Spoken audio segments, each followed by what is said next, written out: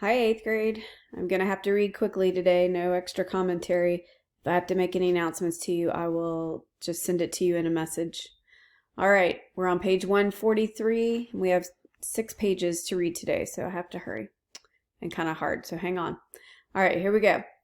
There are 3 soldiers, John Bates, Alexander Court, and Michael Williams. These are just random soldiers that King Harry is going to meet during his time while he is wandering around the camps. All right, here we go.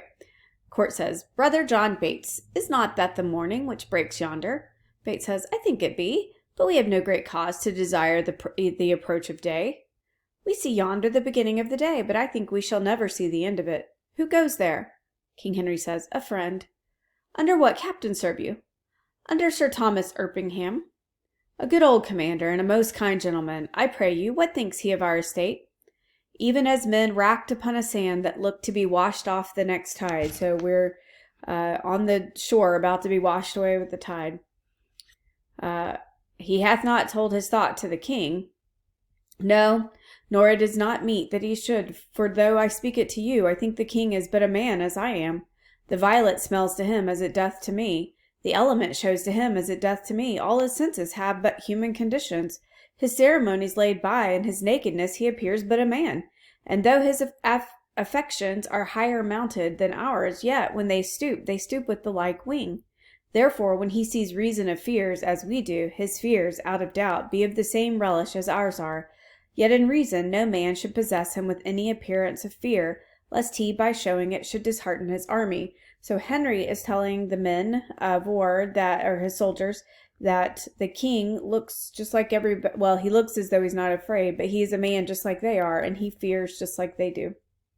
Okay, Bates says, he may show what outward courage he will, but I believe, as cold a night as 'tis, he could wish himself in Thames up to the neck. And so I would he were, and I by him at all adventures, so we were quit here. So I wish that we were all back in England. By my truth, I will speak my conscience of the king. I think he would not wish himself anywhere but where he is. Bates says, then I would he were here alone, so should he be sure to be ransomed, and a many poor man's lives saved. So many lives saved if the king were just ransomed. I dare say you love him not so ill to wish him here alone. Howsoever you speak this to feel other men's minds. Methinks I could not die anywhere so contented as in the king's company, his cause being just and his quarrel honourable. That's more than we know, says Williams. Aye, or more than we should seek after, for we know enough if we know that we are the king's subjects. If his cause be wrong, our obedience to the king wipes the crime of it out of us. But if the cause be not good, the king himself hath a heavy reckoning to make. When all those legs and arms and heads chopped off in a battle shall join together at the latter day, and cry all, we died at such a place, some swearing, some crying for a surgeon, some upon their wives left poor behind them, some upon the debts they owe, some upon their children rawly left, I am afeard there are few die well that die in a battle. For how can they charitably dispose of anything when blood is their argument? Now if these men do not lie well, it will be a black matter for the king that led them to it, who to disobey were against all proportion of subjection. So in this situation, they're talking about the Catholic idea of purgatory. And if you die on a battlefield, there was some provision made for that, but many would die without being receiving final rites, their last rites. And so they would lie unhappy, or they wouldn't rest well. And then they are saying that Henry V would have to answer for that. Henry says, so if a son that is by his father sent about merchandise do sinfully miscarry upon the sea, the imputation of his wickedness, by your rule, should be imposed upon his father that sent him. So the father would be guilty. Or if a servant under his master's command, transporting a sum of money, be assailed by robbers and die in many irreconciled iniquities, you may call the business of the master the author of the servant's damnation. But this is not so. The king is not bound to answer the particular endings of his soldiers, the father of his son, nor the master of his servant, for they purpose not their death when they purpose their services. Besides, there is no king, be his cause never so spotless, if it come to the arbitrariment of swords, can try it out with all unspotted soldiers. Some, peradventure, have on them the guilt of premeditated and contrived murder. Some, beguiling virgins with the broken seals of perjury. Some, making the wars their bulwark that have gored the gentle bosom of peace with pillage and robbery. Now, if these men have defeated the law and outrun native punishment, though they can outstrip men, they have no wings to fly from God. War is his beetle, war is his vengeance, so that here men are punished for before breach of the king's laws, and now the king's quarrel. So the king is saying here that if evil men go to war, then God may use the battle to kill them and basically punish them for the sins that they've committed before they've come to the war. And Henry can't be held responsible for that. Or the king, whoever the king is. Where they feared the death, I'm on line 177. Where they feared the death, they have borne life away. And where they would be safe, they perish. Then, if they die unprovided, no more is the king guilty of their damnations than he was before guilty of those impieties for the which they are now visited. So he's not guilty for any of their earlier sins. He's not guilty for this one either, dying on the battlefield. Every subject's duty is the king's, but every subject's soul is his own. Therefore, should every soldier in the war do as every sick man in his bed, wash every mote out of his conscience. And dying so, death is to him advantage, or not dying, the time was blessedly lost wherein such preparation was gained. So this is where Henry returns to his earlier comment, where in preparing to go to battle, a man should confess his sin and have his heart right with the Lord and ready to die, be ready to die. So if a man dies on the battlefield and he hasn't confessed his sins, he hasn't essentially gone to confession or, which is the Catholic idea, or confessed his sins in prayer to God, that's not, Henry's saying that's not the king's fault. And in him that escapes, it were not sin to think that making God so free an offer, he let him outlive that day to see his greatness and to teach others how they should prepare. 'Tis certain, every man that dies ill, the ill upon his own head. The king is not to answer for it. So I agree. Bates says, I do not desire he should answer for me, and yet I determined to fight lustily for him. I myself heard the king say he would not be ransomed, said Henry. Aye, he said so to make us fight cheerfully. But when our throats are cut, he may be ransomed, and we never the wiser. If I live to see it, I will never trust his word after. You pay him, then. That's a perilous shot out of an elder gun that a poor and a private displeasure can do against a monarch. You may as well go about to turn the sun to ice with fanning in his face with a peacock's feather. You'll never trust his word after. 'Tis a foolish saying. So he's saying, so if you die in this war and you're saying that you'll never trust the king if this is how it ends up, it makes no difference. You're dead anyway, so it really doesn't matter whether you, believe him or don't believe him in the future if you're not here. King Henry says, your reproof is something too round or too rebellious. I should be angry with you if the time were convenient. William says, well, let it be a quarrel between us if you live. So if you survive this battle, then we'll have a quarrel with each other, which is basically a challenge. King Henry says, I embrace it. And William says, how shall I know thee again?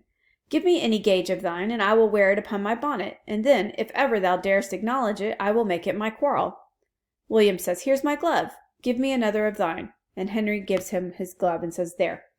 This will I also wear in my cap. If ever thou come to me and say, after tomorrow, this is my glove, by this hand I will take thee a box on the ear. So he says, we're going to fight this out after this battle tomorrow. King Henry says, if ever I live to see it, I will challenge it. William says, thou darest as well be hanged. Well, I will do it, though I take thee in the king's company. Keep thy word, fare thee well. Be friends, you English fools, be friends. We have French quarrels enough, if you could tell how to reckon. So he's saying, let's don't fight. This is ridiculous. We have the French army here to deal with. We shouldn't fight with each other.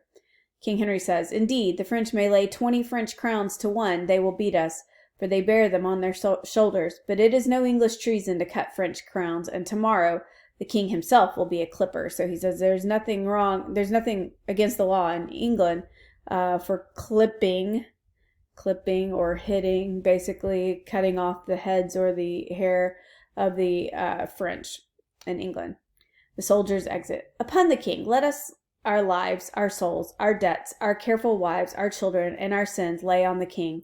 We must bear all, O hard condition, twin born with greatness, subject to the breath of every fool whose sense no more can feel but his own wringing. What infinite heart's ease must kings neglect, that private men enjoy. So Henry here bemoans being a king. He says that it's much harder to be a king than it is to be a common man. They have so much more responsibility on them. And what have kings that privates have not too? Save ceremony, save general ceremony. And what art thou, thou idle ceremony? What kind of God art thou that sufferest more of mortal griefs than do thy worshippers? What are thy rents? What are thy comings in? O ceremony, show me but thy worth. What is thy soul of adoration? Art thou aught else but place, degree, and form, creating awe and fear in other men, wherein thou art less happy being feared than they are in fearing? What drinkest thou oft instead of homage sweet, but poisoned flattery? O be sick, greatness, and bid thy ceremony give thee cure. Think'st thou the fiery fever will go out, with titles blown from adulations? Will it give place to flexure and low bending? Canst thou, when thou command'st the beggar's knee, command the health of it? No, thou proud dream, that plays so subtly with a king's repose. I am a king that find thee, and I know 'tis not the balm, the scepter and the ball, the sword, the mace, the crown imperial, the intertissued robe of gold and pearl, the farced title running before the king, the throne he sits on, nor the tide of pomp that beats upon the high shore of this world. No, not all these thrice gorgeous ceremony, not all these laid in bed majestical can sleep so soundly as the wretched slave, who with a body filled and vacant mind gets him to rest, crammed with distressful bread. Never sees horrid night, the child of hell, but like a lackey from the rise to set, sweats in the eyes of Phoebus, and all night sleeps in Elysium. Next day after dawn doth rise and help Hyperion to his horse, and follows so the ever-running year, with profitable labor to his grave. And but for the ceremony, such a wretch, winding up days with toil and nights with sleep, had the forehand advantage of a king. The slave, a member of the country's peace, enjoys it, but in gross brain little knows what watch the king keeps to maintain the peace, whose hours the peasant best advantages. So he's saying that the peasant sleeps better than the king because the peasant doesn't have as many concerns, even though he wonders where his food will come from and how he will ever get through the day. Erpingham says, My lord, your nobles, jealous of your absence, seek through your camp to find you. Good old knight, Sir King Henry says, collect them all together at my tent. I'll be before thee. I shall do it, my lord. O God of battles, steel my soldiers' hearts. Possess them not with fear. Take from them now the sense of reckoning over the opposed numbers. Pluck their hearts from them. So he's praying to God that God will remove the fear from his men so that they can battle bravely. Not today, O Lord. Oh, not today. Think not upon the fault my father made, encompassing the crown. I, Richard's body, have interred anew, and on it have bestowed more contrite tears than from it issued forced drops of blood. 500 poor I have in yearly pay, who twice a day their withered hands hold up toward heaven to pardon blood, and I have built 2 chantries, where the sad and solemn priest sings still for Richard's soul. More will I do, though all that I can do is nothing worth, since that my penitence comes after all, imploring pardon. So Henry's dad deposed Richard II and became the king in his place and imprisoned him and subsequently had him killed. And so Henry is afraid that God will hold this against him in this battle.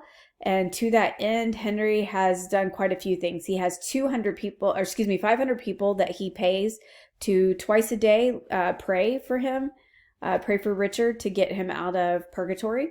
And he's also done a few other things. So he's done a lot of things to try to appease the guilt of his father over the death of Richard II. All right, here are the last 4 lines. Gloucester comes, my liege. King Henry says, my brother Gloucester's voice. Aye, I know thy errand. I will go with thee. The day, my friends, and all things stay for me. So this battle only waits for me to start it. So he is off to meet with his nobles and then get the battle started. Yay, we made it. Okay, so I will see you again tomorrow. Take care.